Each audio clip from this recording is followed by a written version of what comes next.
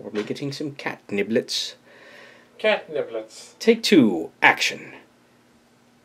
I rescued the Ferengi, too. Little liquid latinum in the gut. Alright, one more, and action. I rescued the Ferengi, too.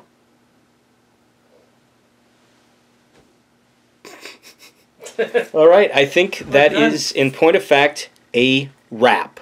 A wrap on Chimera. Hot dang. Well, let's both sit here next to the... Can we see each other on there? Or not? Don't know. It is almost 9, but... we'll have to be departing like the cheeks. So, let's set these... But we do need to document this, in fact. Alright, I think that'll work. Wait, are we in the shots or are our heads cut off? No, I think we're there. We should... 13 years. We said we should get a room, and we did. This one. The runabout. But yes, so that is a wrap on the live footage and the audio pickups of Star Trek Chimera. Starship Chimera. 13 years in the making. The script was completed in 2006. Brian Story did his lines in December 2006. I'll bet he doesn't remember that he did them. I reminded him in 2018. Yeah, so we went into... we didn't want to spoil it, but we were doing production on this movie at the end of the summer here, and we finished it. Yep, August 22nd, 2019. Because all those other videos out there, they're like, it's going to come, but it's in a hiatus. It's going to come, but it's in a hiatus. Unlike all those other fan films that just disappear into limbo, we willed this one kicking and screaming to the finish line. We actually got it done. But yes, that trailer was awesome. Yes. Trailers. It doesn't have you in it though, but it's an early trailer. Well, that's the teaser of the teaser. Now that the audio pickups are all done, that's easy enough. But, yeah. So. Well, yeah. Good Lord, that was it was a journey, shall we say? The second trailer will be the pitch to the Kirk Guide show. I think it's going to be the second full trailer. Yep. Yeah, that's just the way it is. But yeah, good Lord. And we set in 2388 because it was supposed to be 2011, and that lines up with it in so many tracks.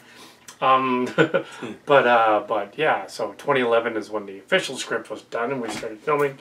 And this has been stopped for a year, and then maybe we the started most complicated shoot we ever did because we actually had about a quarter of the movie in the can in 2011, and we had to scrap it because the technology basbasically died, and the newer stuff looked too good to match with the old footage, so we just started over. 2011, 2012. Yeah, and actually, I think in a weird sort of way, it kind of helped because we'd already done it, so going back to redo it was. Yeah. Kind of like getting a second pass. It's kind of weird because you get to see the Cal Cat show the first couple seasons, and suddenly it gets really the video gets really good. But yeah, and then of course the shooting schedule has just been crazy. I think this is the first stuff I've shot in well over a year. Well, 2017 was when you shot some retakes of Crass doing her. Yeah, just a couple of quick things then, and since then it's just been crazy. But yeah, we did it.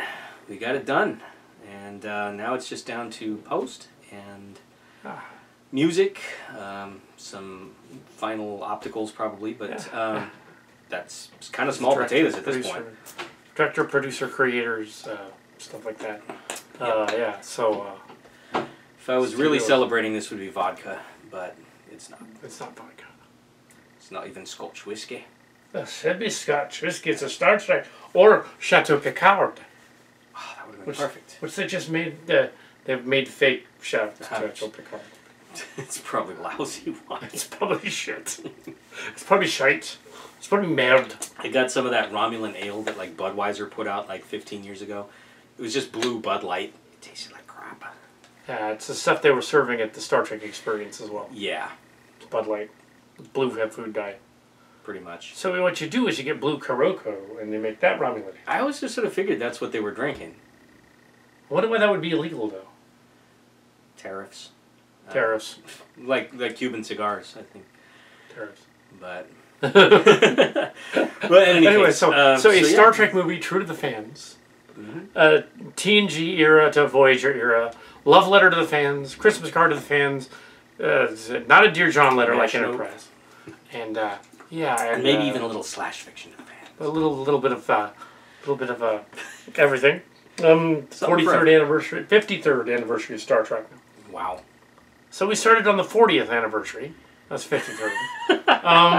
We meant it to come out. We were supposed to come out pretty much the same year that we started shooting, in our originally insanely ambitious idea.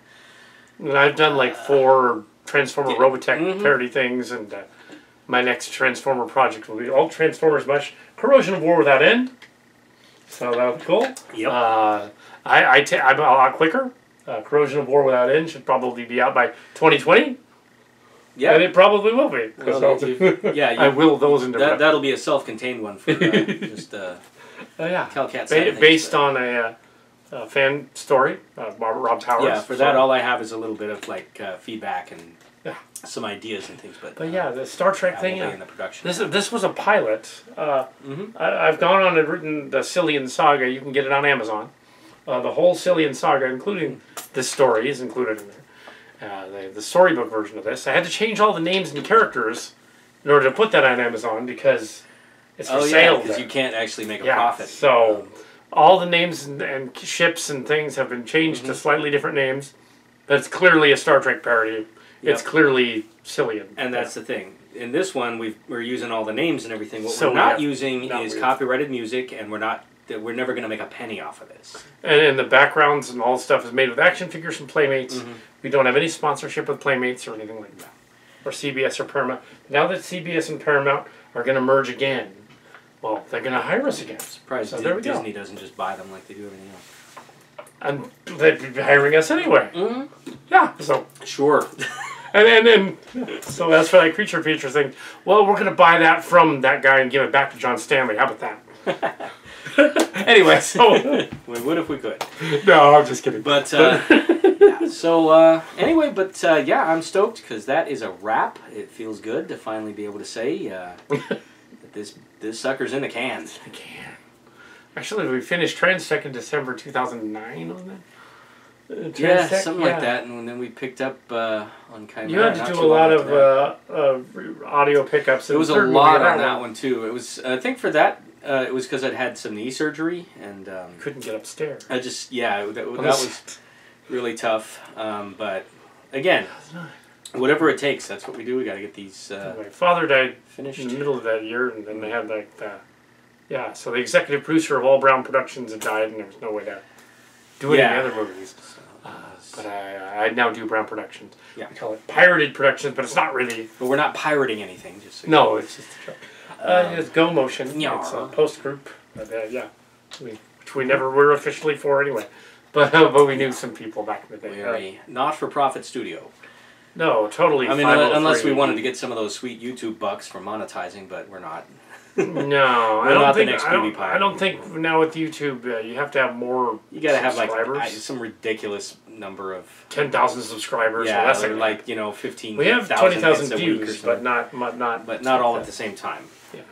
20,000 views. And again, we're not making this because we think we're going to get bajillions of dollars or 20,000 views over the course of since 2007 is it's taken that long. There's other people would have like 1 million by now.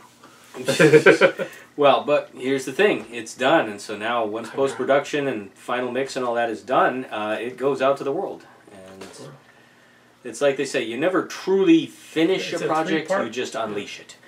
So 3 parts. So it's going to be a 3-parter, broken into what, 50-minute chunks? 50-minute chunks. Yeah. Which does kind of follow the Star Trek fan film guidelines. So it's basically like a movie in 3 episodes. Because it would be too freaking long. It would be like 150 minutes. Nobody's going to sit through the whole thing in one giant chunk. No, 1, 2, 3 part. But we didn't want to break it into like these little micro, 10-minute chunks because that just messes with the pacing and all that stuff. So it's, I think 3 acts is perfect. Yeah, so it'll follow the guidelines. It won't follow the guidelines for length, but they're only guidelines. They're what you might call guidelines. Not rules, they're guidelines. Like the MPAA, as you were mentioning. Yes. The guidelines, And we Not rules, we do not have to submit this to the MPAA for a rating, and in fact we couldn't because I think you have to pay. And then we would have a profit and going on. Well, they would be making a profit. We still wouldn't be, but we'd be paying thousands of dollars to them for a rating that it's not going to be playing in theaters anyway. So what's the point? It would probably be. I'm thinking this is PG-13 at worst. Yeah, it's PG-ish. Y14 probably TV. Yeah, there's nothing. There's no really gore in it or anything. They do suggest that the Traveler apparently had a thing with Wesley, which is a little gross, but it was funny though. Played more for laughs than anything. I don't see anything. And Wesley was probably well, the actor's like our age, so yeah. We have lots of acknowledgments in the credits and stuff. Yeah, the credits are half the people of which flaked off and left. There was a lot of there still will be a Starship Locations game, but many of them went on to work on Star Trek Online. They're doing their own thing elsewhere, or Star Wars or Star Trek. I ended up doing more reviews and things about Star Wars. The other people went back to Star Trek, which is weird. So it's like, but now it gets switched back again. There is a Starship Chimera in Star Trek Online. Oh yeah. But it's not my ship. It's not. It's a future ship, warship, Nog ship. Our Chimera is not a warship. No, it's an explorer. Because Star Trek really was never supposed to be a military show. And so that's one of the things we kind of got back to with this story is there's a lot of action and fighting, but Starfleet's not like out conquering the universe. No, it's not Discovery. Although Discovery, the first season was rocky, but every first season of Star Trek is rocky. Understand the second is a little better. Actually, the second season of Next Gen was even more rocky than the first season. The second season was a mess. That's because of the writer's strike. Yeah, that's what happens when you bring in a bunch of guys who are just like, what is this, the Star Trek that I am writing? And I think the trouble with season 2, though, is they don't understand science.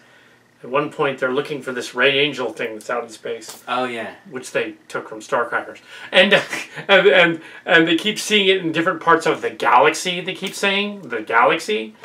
In order for something to be jumping light years across the galaxy for them to see it, how would that work unless it was a cue or something?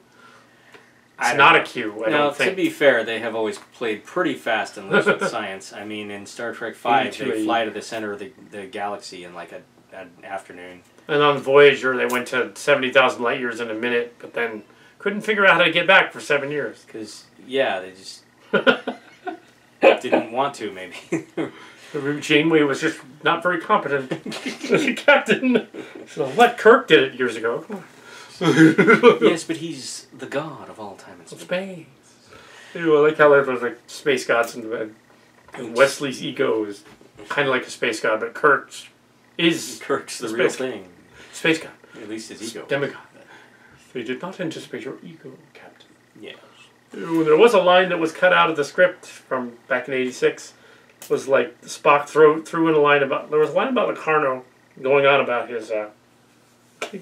Going on about all the things that had happened to him while he was up in space after Kirk's log, and Spock goes, "Well, it is not like the time that my brain was sucked out." Yeah, that was left out of it. I thought that was just something you hallucinated after too much Romulan ale. And left on that. No, I just felt like my brain had been sucked out, but literally that would have been stupid because I would be dead, even in Star Trek. Even in Star Trek. That would just be dumb and unbelievable, Captain. Ooh, and as I pointed out in my Comic-Con, you can watch the stuff online, but I pointed out the Red Angel is actually the art building in San Jose State. And there's an action figure down that they made of it down in the McHenry Center. So yes, but in Star Crackers, of course, when we were at college, we made the Red Angel a star system because the art building wasn't big enough. So. Oh yeah. Star system. It's not a person with a suit. It's not a cube. It's a spoot. It's a suit. It's a spoot. It's a ship.